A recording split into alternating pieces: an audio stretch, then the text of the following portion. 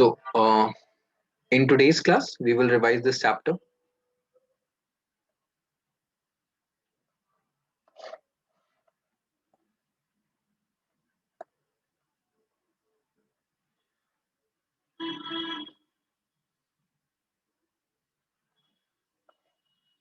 Atoms and molecules. All right.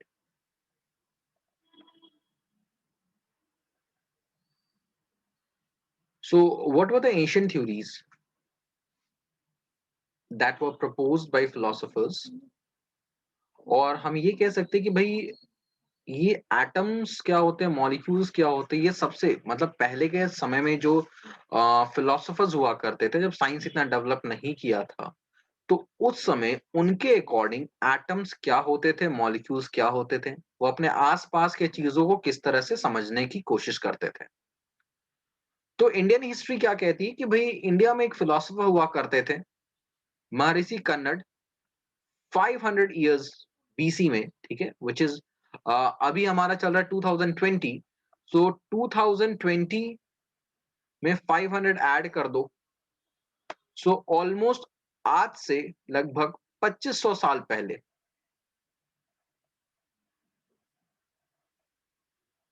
आज से around 2500 साल पहले there was an Indian philosopher name Maharshi Kanad. उन्होंने ये कहा था, देखो पोस्टुलेट करने का क्या मतलब होता है कि उन्होंने अपने एक्सपीरियंस के हिसाब से कहा था, कोई प्रूफ नहीं दे पाए थे। उन्होंने कहा था कि अगर हम अपने आसपास जो भी मटेरियल्स हैं, ठीक है, तो उस समय अ, उन्होंने जो अपने लैंग्वेज में कहा था वो ये कहा था कि हमारे आसपास जो भी पदार्थ हैं, जो भी मैटर है, अगर उसको हम डिवाइड करते जाएं, तो क्या होगा कि जब सपोज इतना बड़ा कोई ऑब्जेक्ट है, इसको तुमने डिवाइड किया तो दो हिस्सों में टूट गया, फिर डिवाइड करोगे तो चार हिस्सों में टूटेगा, फिर डिवाइड करोगे तो आठ हिस्सों में टूटेगा एंड सो ऑन। तो अगर इस ऑब्जेक्ट को हम ब्रेक करते जाएंगे, सो एक ऐसा समय आएगा जब ये इतना छोटा हो जाएगा कि उसको फर्दर ब्रेक नहीं किया जा सकता, मतलब फर्दर डिवीजन पॉसिबल नहीं हो पाएगा। तो उन्होंने ये जो सबसे स्मॉलेस्ट पार्टिकल आ जाएगा, उसको उन्होंने कहा कि दीज आर परमाणु, ये परमाणु है, ठीक है। तो हमारे आसपास जो भी मैटर है, वो मैटर किस चीज से बना हुआ है, या उस मैटर को अगर हम डिवाइड करते जाएंगे तो हमें क्या मिलने वाला है सबसे छोटा। तो ये सवाल जो है ये हमेशा से लोगों के मन में रहता था। तो भाई जो महर्षि कन्नड़ थे, उन्होंने ये कहा कि अगर हम किसी भी सब्सटेंस को डिवाइड करते जाएंगे, तो after a number of times एक ऐसा सिचुएशन आएगा कि वो फर्दर डिवाइड नहीं हो पाएगा, ठीक है। एंड इन दैट केस वो जो सबसे स्मॉलेस्ट उसका पार्ट होगा, दैट विल बी कॉल्ड परमाणु, वो परमाणु कहा जाएगा, ठीक है। एक दूसरे इंडियन फिलोसोफर थे, उन्होंने सेम चीज को बोला लेकिन उल्टे फॉर्म में बोला, रिवर्स फॉर्म में बोला, ठीक है। महर्षि कन्नड़ ने क्या बोला कि अगर मान लो एक बड़े चीज को तुम तोड़ोगे तो फिर दो छोटी चीज आएंगी, फिर इसको तोड़ोगे देन और छोटी चीजें आएंगी एंड सो ऑन। जो दूसरे हमारे इंडियन फिलोसोफर थे, इन्होंने इसका रिवर्स बोला। इन्होंने बोला कि जो ये पार्टिकल्स होते हैं, ठीक है, हमारे आसपास जो सबसे छोटे पार्टिकल्स होते हैं, जनरली वो क्या करते हैं, वो कंबाइंड फॉर्म में एग्जिस्ट करते हैं और उनकी कॉम्बिनेशन के वजह से ही अलग अलग फॉर्म ऑफ मैटर मिलता है। मतलब अगर हमारे आसपास सपोज कोई स्टोन है, तो stone is made up of number of particles, बहुत सारे पार्टिकल्स आपस में आके कंबाइन हुए होंगे तब जाके स्टोन बना होगा। Same is with living things also, ठीक है।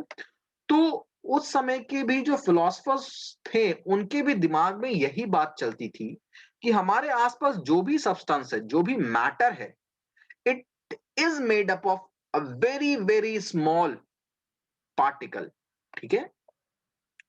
नाउ इंडिया के अलावा उस समय अगर तुम हिस्ट्री में देखोगे तो कुछ और कंट्रीज थी जहां पे साइंस लिटरेचर उस समय के फॉर्म में थोड़ा डेवलप हो चुका था, जैसे ग्रीस में हुआ था। नाउ ग्रीस यूरोप में है, ठीक है, you can see on a world map.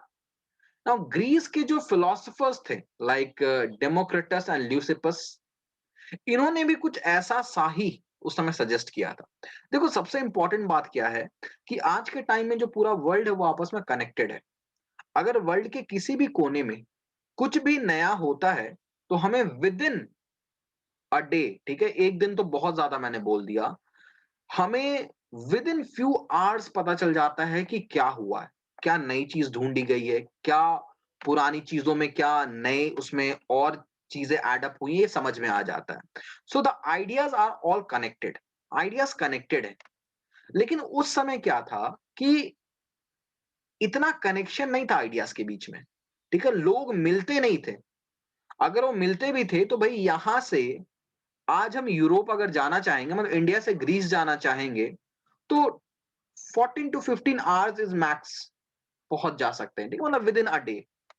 But उस समय में अगर इतने दूरी में कोई ट्रैवल करना चाहता तो उसे 4 महीने 5 महीने भी लग जाते थे, उससे ऊपर भी, तब भी वो पहुंच पाए सही सलामत या नहीं वो भी भगवान भरोसे है, ठीक है। सो माई पॉइंट इज दैट कि जो ग्रीक फिलोसोफर्स थे, ठीक है, उन्होंने भी कुछ ऐसा ही कंक्लूजन निकाला था कि if we go on dividing matter, a stage will come when the particles obtained cannot be further divided. और उन्होंने वो जो सबसे स्मॉलेस्ट पार्ट था उसको एटम बोला था। तो ऐसा नहीं है कि भाई इंडियंस ने ग्रीस का देख के अपने फिलॉसफी को एक स्ट्रक्चर दिया, या ग्रीस वालों ने इंडियंस की फिलॉसफी को देख के कोई स्ट्रक्चर लिया, ऐसा नहीं है। ये इंडिपेंडेंट थ्योरीज ग्रो कर रही थी। अलग वर्ल्ड के अलग-अलग पार्ट में जो उस समय के फिलोसोफर्स हुआ करते थे, सबके मन में ऑलमोस्ट ये सवाल चल रहा था और सबने जो भी आंसर फ्रेम आउट किया वो ऑलमोस्ट मिलता-जुलता है।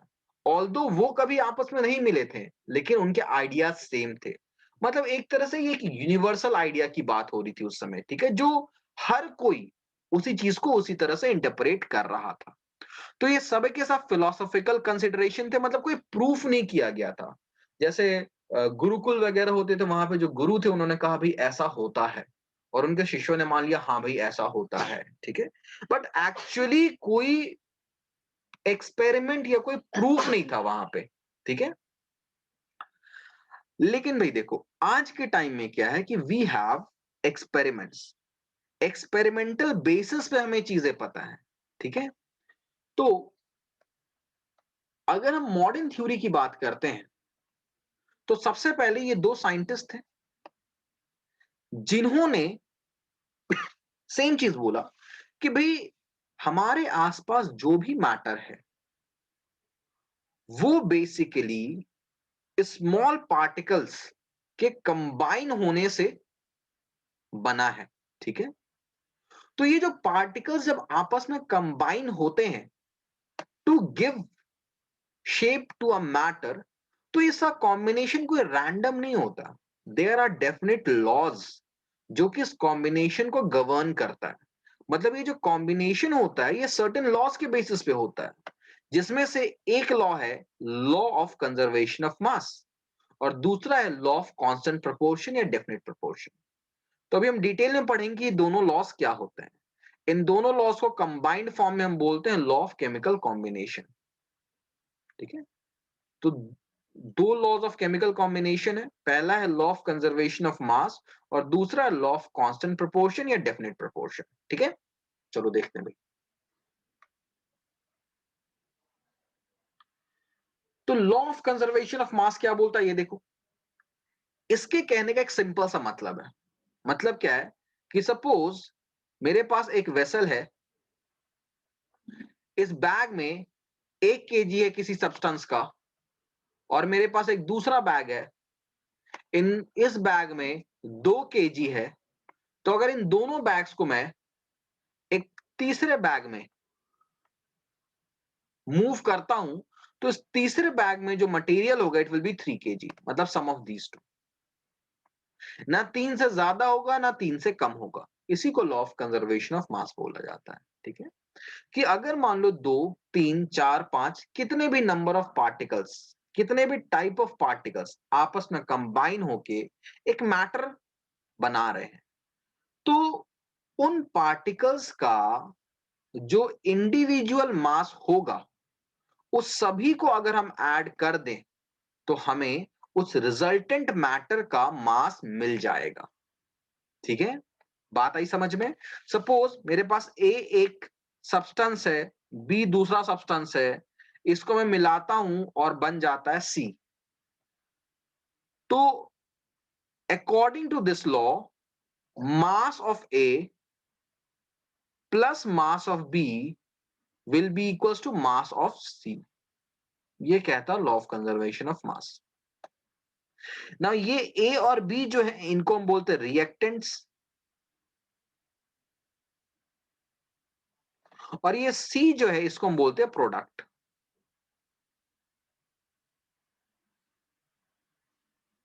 ठीक है? तो जो दो रिएक्टेंट्स हैं जो कि आपस में कंबाइन हुए हैं, उनके मास को जब हम ऐड करेंगे, तो it will be equal to the mass of the newly form product, या हम बोल सकते हैं मास ऑफ रिएक्टेंट।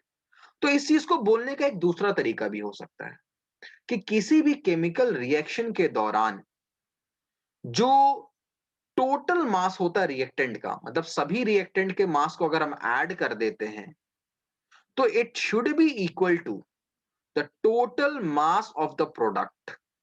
ठीक है? या इसको एक और तरीके से हम बोल सकते हैं कि किसी भी केमिकल रिएक्शन के दौरान जो मास होता है, उसमें कोई चेंज नहीं होता। पहले जितना था, रिएक्शन के पहले जितना था। तो रिएक्शन के पहले हम किसके मास की बात कर रहे हैं? We are talking about the mass of the reactant. और रिएक्शन के बाद हम किसके मास की बात कर रहे हैं? We are talking about the mass of the product. तो किसी भी रिएक्शन के दौरान ये मास में कोई चेंज नहीं होता। जितनी चीज जो भी कंबाइन हुआ है, उसका जो टोटल मास होगा, it will be equal to the mass of the newly form product. ठीक है? आई होप ये क्लियर हो गया होगा। अब एक एग्जांपल से समझते हैं। तो भाई, जब कैल्शियम कार्बोनेट एक कंपाउंड है, suppose 100 gram of calcium carbonate को हीट किया गया। तो जब इसे हीट किया जाता है, तो दो नए कंपाउंड्स बनते हैं, जो होता है कैल्शियम ऑक्साइड और कार्बन डाइऑक्साइड। एक्सपेरिमेंटली देखा गया कि जब हम 100 ग्राम ऑफ कैल्शियम कार्बोनेट को हीट करते हैं, तो हमें 56 ग्राम ऑफ कैल्शियम ऑक्साइड और 44 ग्राम ऑफ कार्बन डाइऑक्साइड मिलता है। और इन दोनों का सम क्या है? Equals to 100। मतलब रिएक्शन के पहले भी मास क्या था? 100। रिएक्शन के बाद भी टोटल मास क्या है? 100। तो हम बोलेंगे मास जो है यहां पे वो कंजर्व्ड हो गया है। कंजर्व्ड का मतलब पहले जितना मास था उतना ही मास बाद में। ठीक है? अब भाई यहां पर रिएक्टेंट क्या है? रिएक्टेंट हो गया हमारा calcium carbonate, it is the reactant. और प्रोडक्ट्स क्या है? हमारे यहां पे प्रोडक्ट्स हैं calcium oxide and carbon dioxide. ठीक है? I hope it is clear. चलो ये क्वेश्चन मुझे बताओ, क्या है इसका आंसर? फटाफट सारे सॉल्व करके बताएंगे। इसमें देखो, इन बड़े बड़े नामों से तुम्हें कोई मतलब नहीं है। ठीक है? बेसिक अप्रोच लगाओ और क्वेश्चन सॉल्व करो। ये बड़े बड़े नाम है, इनसे कोई मतलब नहीं रखना है। परेशान नहीं होना है कि सर इसका मतलब तो हमें पता ही नहीं है। कोई मतलब नहीं है, जरूरत नहीं है इसकी। बेसिक कैलकुलेशन है, करके मुझे बताओ आंसर क्या आएगा। यहां पूछा गया है कि भाई show that this data verifies the law of conservation of मास। मतलब क्या जो हमें क्वेश्चन दिया हुआ है, जो डेटा दिया हुआ है, क्या वो लॉ ऑफ कंजर्वेशन ऑफ मास को फॉलो कर रहा है? ये तुम्हें बताना है, यस या नो।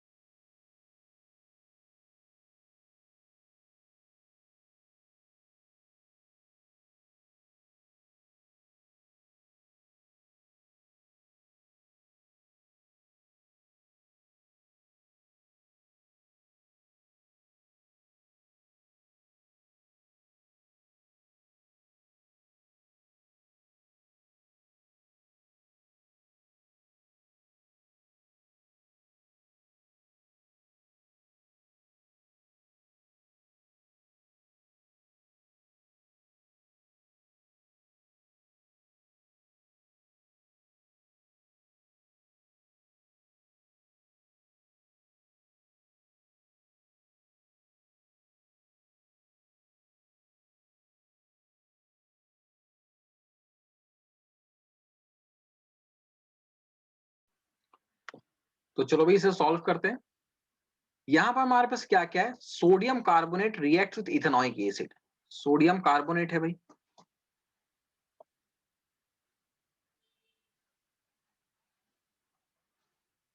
ये इथेनॉइक एसिड के साथ रिएक्ट कर रहा है और क्या मिल रहा है मुझे, सोडियम इथेनॉएट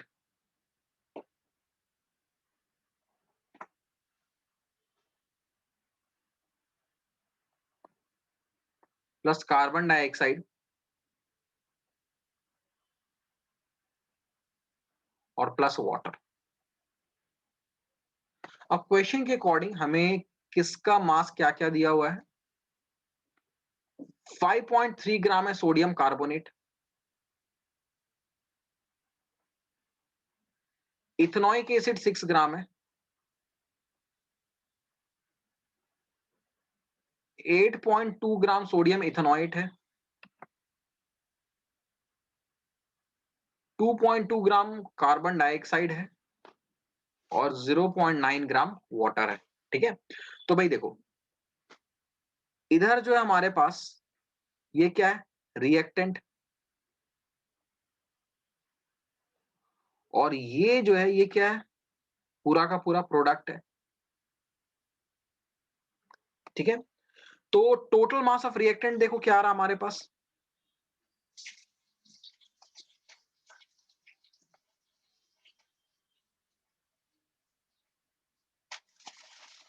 तो इट इज 5.3 प्लस 6, तो ये हो गया 11.3। तो आई होप कि ये क्लियर हो गया होगा कि भाई ऐड कैसे करते हैं डेसिमल में, किसी बच्चे को डाउट है वो मुझे बताना। ठीक है, अगर मैं टोटल मास ऑफ प्रोडक्ट की बात करूं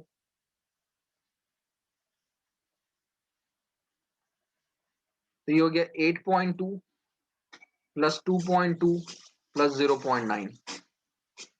तो ये देखो क्या हो गया भाई, 9 प्लस 4 13 और 8 प्लस 2 11। तो जो टोटल मास ऑफ रिएक्टेंट है वो टोटल मास ऑफ प्रोडक्ट है। तो yes, law of conservation of mass is verified here. So therefore law of conservation of mass is valid here, ये वैलिड है। ठीक है, ये बात समझ में आई। इसे कॉपी कर लो, फिर हम आगे चलते हैं अगले क्वेश्चन पे। एक और क्वेश्चन दूंगा मैं इस पे बेस्ड।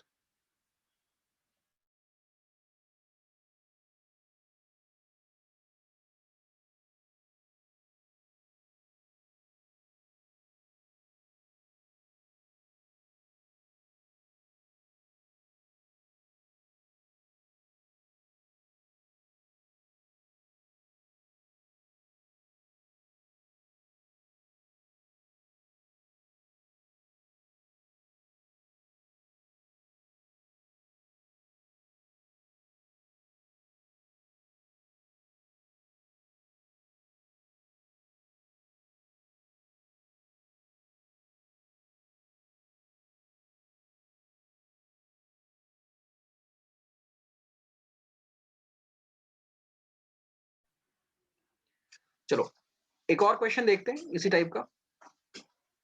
चलिए फटाफट करके मुझे आंसर बताना क्विकली। ठीक है, क्वेश्चन में क्या कह रहा है कि कैल्शियम कार्बोनेट जो है डिकम्पोज हो रहा है, डिकम्पोज होने का मतलब टूट रहा है, ब्रेक कर रहा है। तो जब हम कैल्शियम कार्बोनेट को हीट कर रहे हैं तो वो ब्रेक कर रहा है किसमें, कैल्शियम ऑक्साइड में और कार्बन डाइऑक्साइड में। तो ये कहा जा रहा है कि जब 10 gram of calcium carbonate decompose होता है तो 5.6 ग्राम ऑफ कैल्शियम ऑक्साइड बनता है। तो बताओ कार्बन डाइऑक्साइड कितना बन रहा है भाई, क्योंकि ऊपर में क्या दिया हुआ है कि कैल्शियम कार्बोनेट के डिकम्पोज होने पे दो सब्सटेंस बन रहे हैं, कैल्शियम ऑक्साइड और कार्बन डाइऑक्साइड। ठीक है, तो हमें इसमें से एक के बारे में तो दिया हुआ है कि अगर 10 ग्राम सॉरी, अगर 10 ग्राम कैल्शियम कार्बोनेट डिकम्पोज होता है तो कैल्शियम ऑक्साइड कितना बनेगा और कैल्शियम ऑक्साइड कितना बनेगा ये हमें दिया हुआ है। बट हमें ये बताना भाई कि कार्बन डाइऑक्साइड कितना बनेगा। कैल्शियम ऑक्साइड दिया हुआ 5.6 ग्राम बनेगा, कब, जब कैल्शियम कार्बोनेट कितना डिकम्पोज हो रहा है? 10 ग्राम। तो तुम्हें बताना है कि भाई कार्बन डाइऑक्साइड कितना बनेगा, ठीक है? तो फटाफट मुझे कैलकुलेट करके बताओ, ये तो बहुत सिंपल है।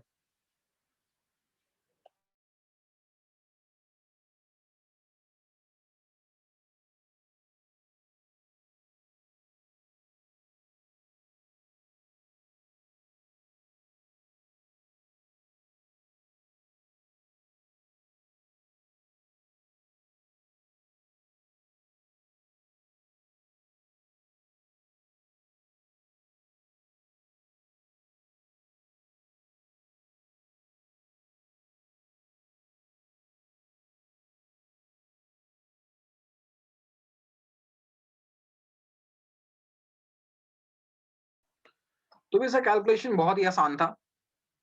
क्वेश्चन के अकॉर्डिंग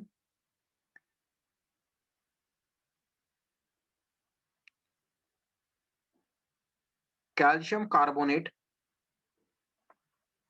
डिकम्पोज कर रहा है और क्या बना रहा है भाई? Calcium oxide. और इसके साथ-साथ क्या बना रहा है? Carbon dioxide.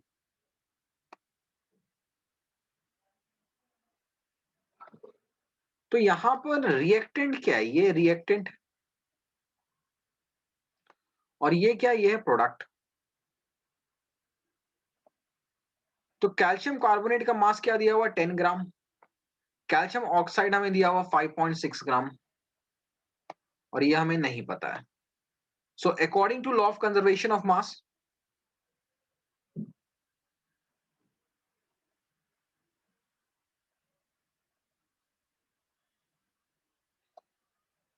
10 is equals to 5.6 plus x और x is equals to 10 minus 5.6। तो ये क्या आएगा? 10 minus 5.6 करेंगे तो 4.4 आ जाएगा। So what is the amount of carbon dioxide release? 4.6 ग्राम। ठीक है, तो हमने कौन से लॉ का यहाँ पे इस्तेमाल किया? लॉ ऑफ कंजर्वेशन ऑफ मास का इस्तेमाल किया है। ठीक है, कॉपी कर लो, फिर हम आगे चलते हैं।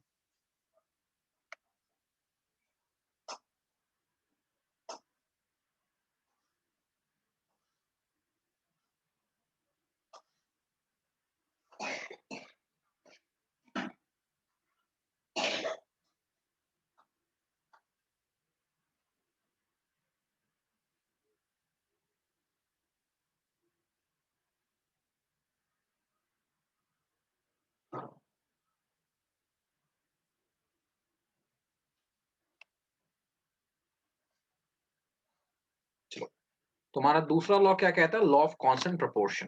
तो लॉ ऑफ कांस्टेंट प्रोपोर्शन क्या है ये देखते हैं। इसको लॉ ऑफ डेफिनेट प्रोपोर्शन भी बोलते हैं।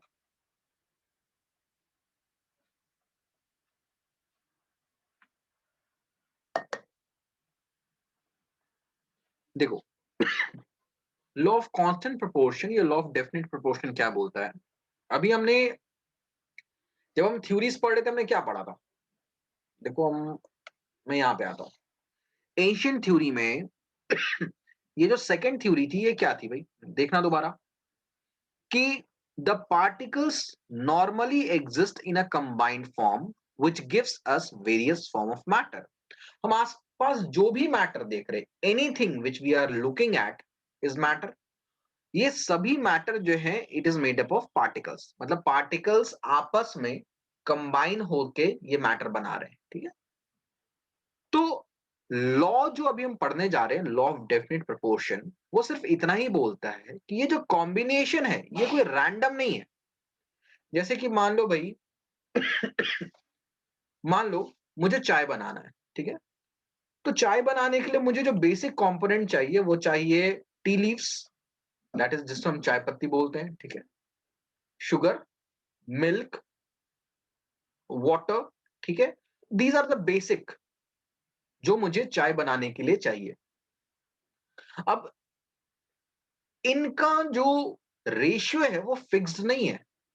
मतलब कुछ ऐसा रेशियो में नहीं है कि भाई शुगर, मिल्क, वाटर और ये एक पर्टिकुलर रेशियो में ही जाएगा। रेशियो कहने का क्या मतलब है कि सपोज अगर 1 चम्मच शुगर है, तो 1 चम्मच शुगर आना चाहिए और उसमें हाफ चम्मच चाय पत्ती आना चाहिए, 2 कप दूध आना चाहिए, 1 कप वाटर आना चाहिए, इट इज़ नॉट फिक्स्ड। मैं उसको ऊपर-नीचे कर सकता हूँ, कोई फ़र्क नहीं पड़ेगा, अल्टीमेटली चाय बनने ही वाली है। लेकिन जब किसी मैटर की हम बात करते हैं, किसी मैटर के कंपोज़िशन की बात करते हैं, ठीक है? जैसे सपोज़ हमारे पास है सॉल्ट, घर में सबके सॉल्ट होता है, ठीक है? तो सॉल्ट बेसिकली केमिकल कंपाउंड है जिसका नाम है सोडियम क्लोराइड। तो सॉरी। तो ये जो सोडियम क्लोराइड है, ये 2 चीज़ों से मिलके बना हुआ, सोडियम और क्लोरीन से। नाउ यहाँ पे सोडियम और क्लोरीन के पार्टिकल्स के मिलने से सोडियम क्लोराइड मैटर तैयार हुआ है। तो यहां पर ऐसा नहीं हो सकता कि किसी भी नंबर ऑफ सोडियम के पार्टिकल्स को हम किसी भी नंबर ऑफ क्लोरीन के पार्टिकल्स से मिला दें तो मुझे सोडियम क्लोराइड बन मिल जाएगा, ऐसा नहीं होगा। एक डेफिनिट रेशियो होता है, ठीक है? एक डेफिनिट रेशियो होता है मास का कि भाई सोडियम क्लोराइड के इतने पार्टिकल्स अगर मिलेंगे विथ सॉरी, सोडियम के इतने पार्टिकल्स अगर क्लोरीन के एक पर्टिकुलर नंबर ऑफ पार्टिकल के साथ मिलेंगे तभी जाके सोडियम क्लोराइड बनेगा, नहीं तो सोडियम क्लोराइड नहीं बनेगा। तो हमारे आसपास जो भी मैटर है, ठीक है, वो जिन भी पार्टिकल्स का बना हुआ है ना, वो पार्टिकल्स एक डेफिनेट रेशियो में है, डेफिनेट रेशियो बाय मास, उनके मास का एक डेफिनेट रेशियो है, तभी जाके वो पार्टिकल्स एग्जिस्ट कर रहे हैं। तो इसी को हम कहते हैं law of constant proportion. So it states that in a chemical substance, the elements are always present in definite proportion by mass. जैसे हम वाटर की बात करते हैं, तो वाटर का फॉर्मूला सबको पता है। वाटर 2 चीजों से मिलकर बना हुआ है, हाइड्रोजन से और ऑक्सीजन से, ठीक है? Water is made up of hydrogen and oxygen. Hydrogen के पार्टिकल्स और ऑक्सीजन के पार्टिकल्स जब आपस में कंबाइन करते हैं तो वाटर बनता है। अब तुम्हें यह बात पता होना चाहिए कि हाइड्रोजन और ऑक्सीजन का जो रेशियो होता है इट इज 1:8। ये हाइड्रोजन और ऑक्सीजन के मास का रेशियो है। मतलब जो भी हमें हाइड्रोजन दिया हुआ है उसका मास अपॉन जो भी हमें ऑक्सीजन दिया हुआ है उसके मास का अगर हम रेशियो निकालें, ये 1:8 आना चाहिए। अगर ये 1:8 आ रहा है तभी जाके वाटर बनेगा, नहीं तो वाटर नहीं बनेगा, ठीक है? सो इसे हम कहते हैं लॉ ऑफ डेफिनेट प्रोपोर्शन। हमारे आसपास जो भी, सिंपल सा कॉन्सेप्ट याद रखो, हमारे आसपास जो भी मैटर है वो मैटर जो है वो पार्टिकल्स के कंबाइन होने से बना है। ये पार्टिकल्स आपस में एक फिक्स्ड रेशियो ऑफ मास में कंबाइन हुआ है, तभी जाके ये पर्टिकुलर मैटर बना है, नहीं तो वो नहीं बन पाएगा, ठीक है? ना ये किसने बोला था? ये प्राउस्ट ने बोला था, ठीक है? जैसे भी मैंने स्टार्टिंग में तुम्हें पढ़ाया, क्लास के स्टार्टिंग में, कि ये जो लॉ ऑफ केमिकल कॉम्बिनेशन है ये 2 साइंटिस्ट ने दिया था, एंटोइने एल लेवॉइजर और जोसेफ एल प्राउस्ट। तो ये लेवॉइजर का जो कंट्रीब्यूशन था ये पहले लॉ के लिए था और प्राउस्ट का जो कंट्रीब्यूशन था ये दूसरे लॉ के लिए था। तो अभी हम बात कर रहे हैं अपने दूसरे लॉ के लिए, that is law of constant proportion और definite proportion,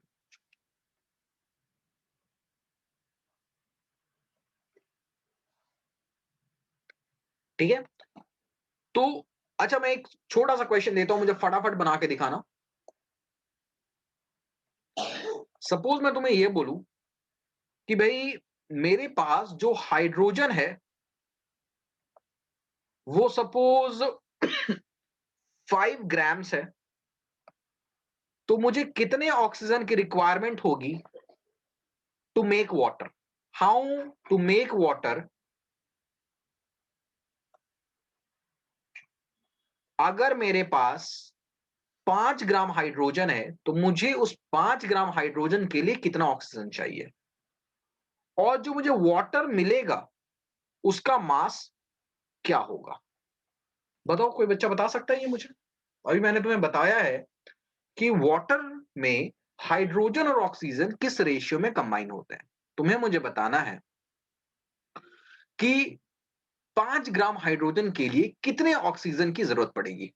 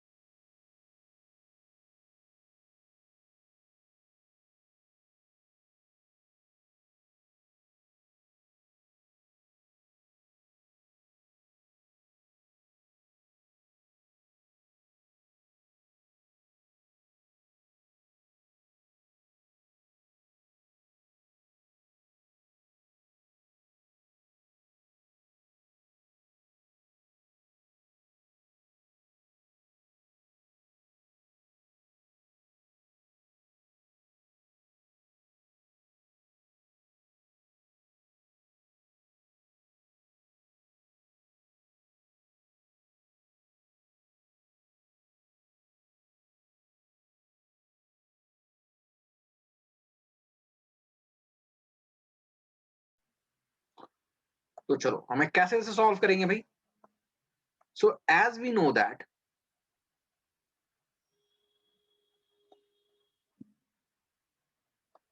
water, sorry, hydrogen and oxygen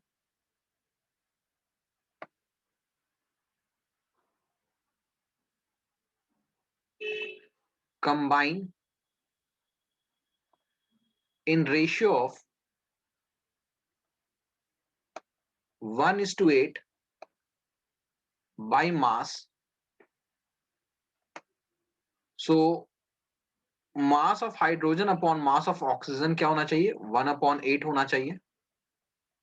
mass of hydrogen 5 है, ऑक्सीजन का हमें निकालना है, ये हो गया 1/8. यहां से क्रॉस मल्टीप्लीकेशन कर दो भाई, इसको इधर भेज दो, इसको इधर भेज दो, तो देखो क्या आ रहा है. ये हो गया यहाँ पे 5 × 8 is equal to mass of oxygen. तो मास ऑफ ऑक्सीजन आ गया 40 ग्राम.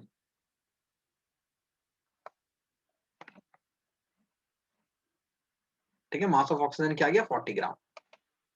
तो for 5 gram of hydrogen we need 40 gram of oxygen. So total mass of water will B,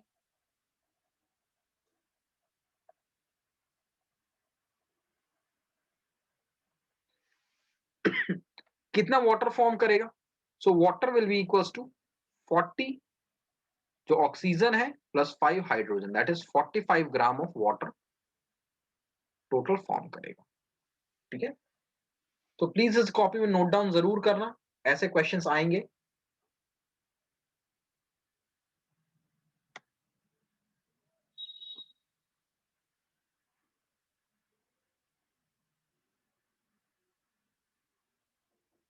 इसी पे मैं एक और क्वेश्चन दूंगा, थोड़ा सा पैटर्न चेंज करके दूंगा. इसे कॉपी करो फिर मैं देता हूं. ठीक है, थोड़ा सा पैटर्न उसमें चेंज होगा क्वेश्चन में.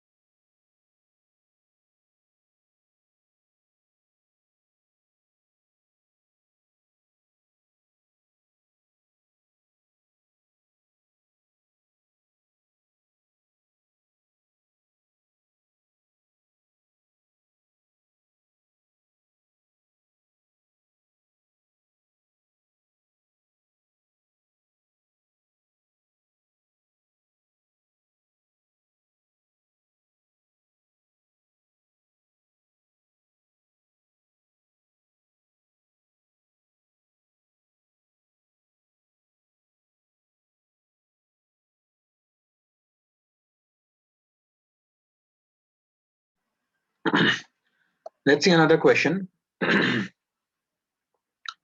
सपोज मैं ऐसे बोलूं कि हमारे पास हाइड्रोजन जो है वो दिया हुआ है 4 ग्राम्स और ऑक्सीजन दिया हुआ है 35 ग्राम्स, तुम्हें बताना है कि कितना वाटर दैट इज H2O बनेगा। H2O वाटर होता है, ठीक है, पता होना चाहिए सबको। मैं मास ऑफ वाटर पूछ रहा हूं, कितना बनेगा? This you have to tell me. देखने में बहुत आसान है बट थोड़ा सा इसमें दिमाग लगेगा।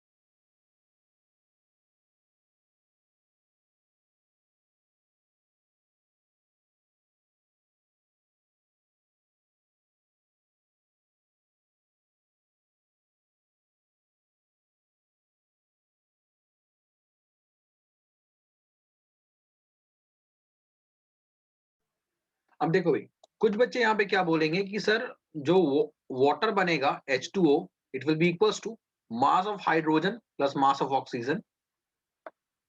तो 4 प्लस 35 कर दो आप, तो ये बन गया 39 ग्राम्स। कुछ बच्चे ऐसे बोलेंगे, बट ये गलत है। This is wrong. क्यों ये गलत है? क्योंकि मैंने तुम्हें अभी जस्ट पढ़ाया है लॉ ऑफ डेफिनेट प्रोपोर्शन, जो ये कहता है कि अगर दो तरह के पार्टिकल्स आपस में मिलके कोई मैटर बना रहे हैं, तो वो पार्टिकल्स रैंडमली किसी भी रेशियो में नहीं मिलने वाले। एक डेफिनेट रेशियो होगा जिसमें वो पार्टिकल्स आपस में मिलेंगे, तभी जाके वो पर्टिकुलर मैटर मिलेगा, बनेगा, नहीं तो नहीं बनेगा। तो क्योंकि हम यहाँ पे वाटर के फॉर्मेशन की बात कर रहे हैं, तो हमें ये चीज तो चलो पता है कि वाटर जो है वो हाइड्रोजन और ऑक्सीजन के मिलने से बनता है। बट अब सवाल ये है कि क्या हाइड्रोजन और ऑक्सीजन के कितने भी एटम्स को, मतलब कितने भी पार्टिकल्स को तुम मिला दो तो क्या वाटर बन जाएगा? ठीक है, सवाल समझ में आया? क्या हम एनी अमाउंट ऑफ हाइड्रोजन को एनी अमाउंट ऑफ ऑक्सीजन के साथ मिला दें तो वाटर बन जाएगा? नहीं बनने वाला ये। ठीक है, चाय थोड़ी ना है कि किसी को भी कितना भी मिला दो चाय बन जाएगा। यहां पर हम मैटर के फॉर्मेशन की बात कर रहे हैं। तो हमें पता है कि we know that hydrogen and oxygen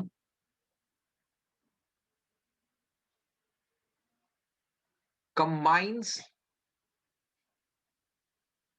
in the ratio of 1:8 to form water। ठीक है, मतलब हाइड्रोजन और ऑक्सीजन के मास का रेशियो क्या होना चाहिए? 1:8। अब हाइड्रोजन 4 है, ठीक है, तो 4 हाइड्रोजन के लिए कितना ऑक्सीजन चाहिए? तो अगर हाइड्रोजन हम 4 बोलते हैं तो उसके लिए पहले ऑक्सीजन क्या चाहिए ये देखो।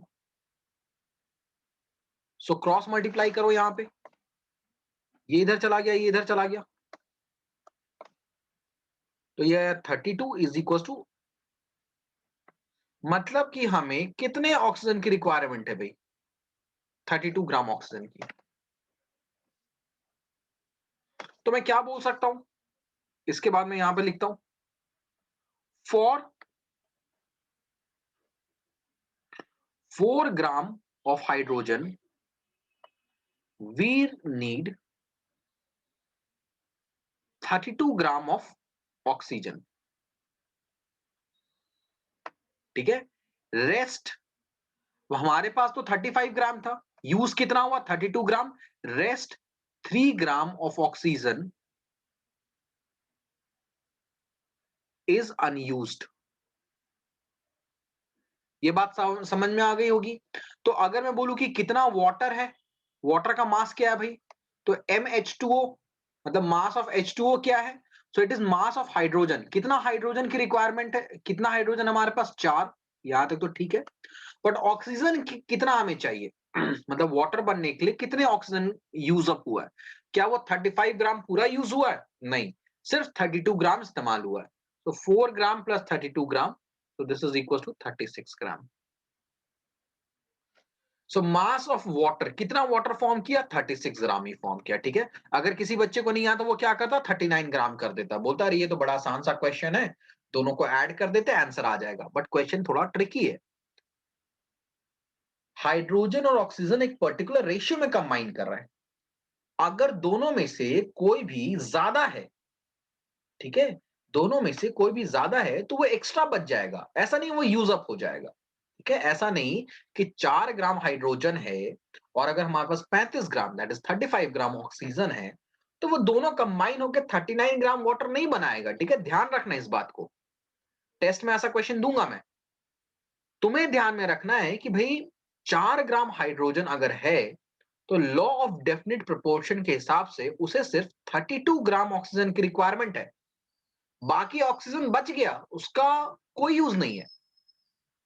तो 4 ग्राम हाइड्रोजन के साथ सिर्फ 32 ग्राम ऑक्सीजन यूज हुआ है, बाकी जो 3 ग्राम था वो बच गया। तो वाटर कितना बना, हाइड्रोजन तो 4 ग्राम ही चाहिए, बट ऑक्सीजन 32 ग्राम चाहिए, 32 gram only. So the water is 36 gram. ठीक है, तो डेफिनेट प्रोपोर्शन पे ऐसा क्वेश्चन आता है। ठीक है, ये कॉपी हो गया, तो बताओ आगे चलते हैं फिर।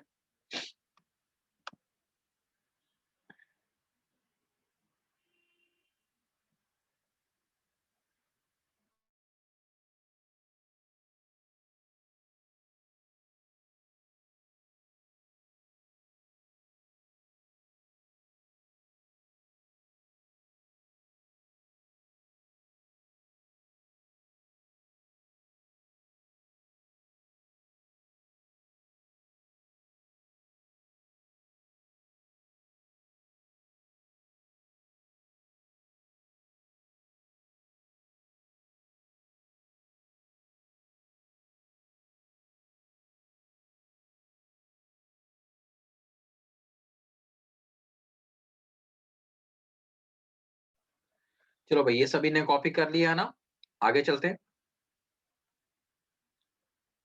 चलो भाई, इसका फर्स्ट क्वेश्चन तो चलो मैंने करवा दिया है।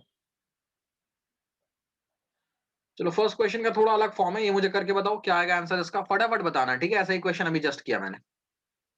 फर्स्ट क्वेश्चन का आंसर बताओ। Hydrogen and oxygen combine in the ratio of 1:8 by mass to form water. What mass of oxygen gas would be required to react completely with 3 gram of hydrogen gas? फटाफट सभी बच्चे बताएगा। ठीक है, आसान सा क्वेश्चन है, ऐसा ही क्वेश्चन अभी करवाया है।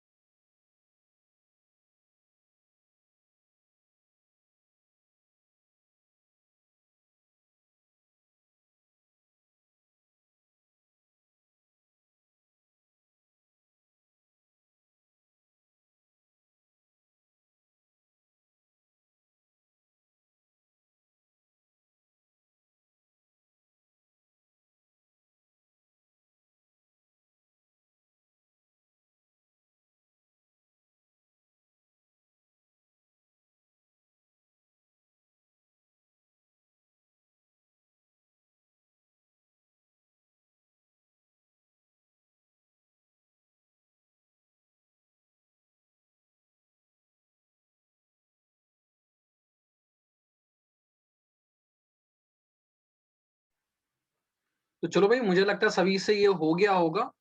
इसमें कहा गया है कि हाइड्रोजन गैस कितना हमारे पास, 3 ग्राम्स है। तो बताओ कि ऑक्सीजन कितना चाहिए होगा।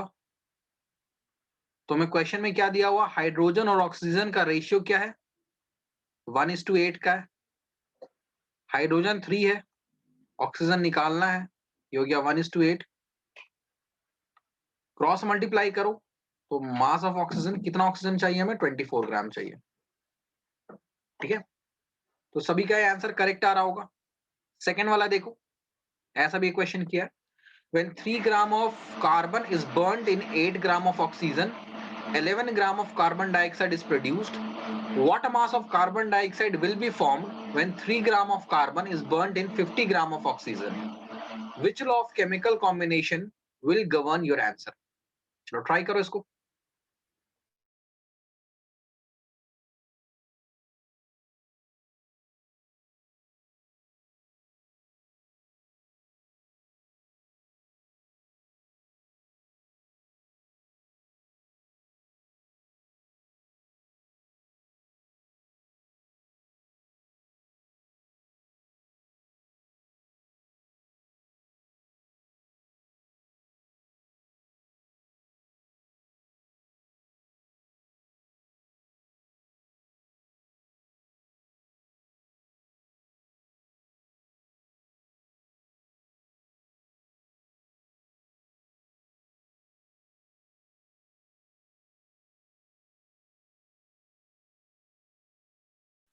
चलो भाई इसे फटाफट देखते हैं। भाई कहा गया 3 ग्राम कार्बन को अगर हम 8 ग्राम ऑक्सीजन के साथ बर्न करें तो 18 ग्राम कार्बन डाइऑक्साइड आएगा। अब देखो पूरा 3 ग्राम कार्बन यूज हो रहा है और पूरा 8 ग्राम ऑक्सीजन यूज हो रहा है, तभी तो 3 प्लस 8 क्या आ रहा है, 11 ग्राम कार्बन डाइऑक्साइड फॉर्म कर रहा है।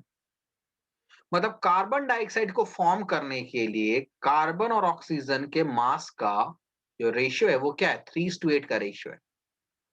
ठीक है, mass of carbon upon mass of oxygen अगर हम देखें तो ये क्या आ रहा है, 3/8 आ रहा है।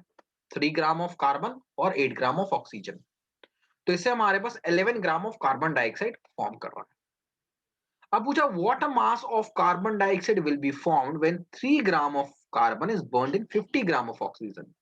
भाई एक बार देख के लगेगा कि 50 plus 3 that is 53 gram form करेगा, पर क्या ये सही है, नहीं ये सही नहीं है, क्योंकि हम चाय थोड़ी ना बना रहे हैं यहाँ पे।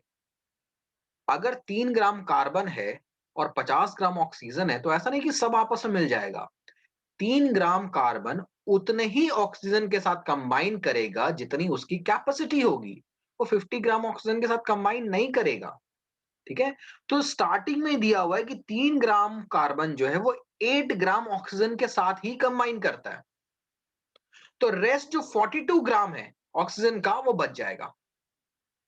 ठीक है, 3 gram of carbon will combine with 8 gram of oxygen only।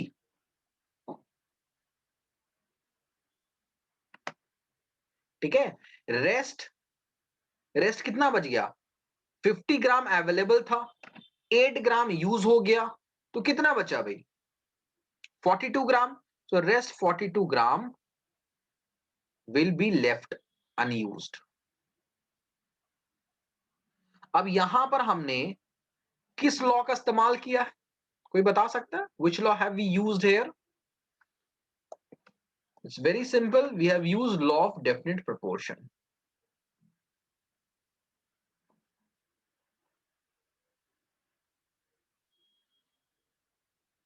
ठीक है, हमने लॉ ऑफ डेफिनेट प्रोपोर्शन का इस्तेमाल किया है।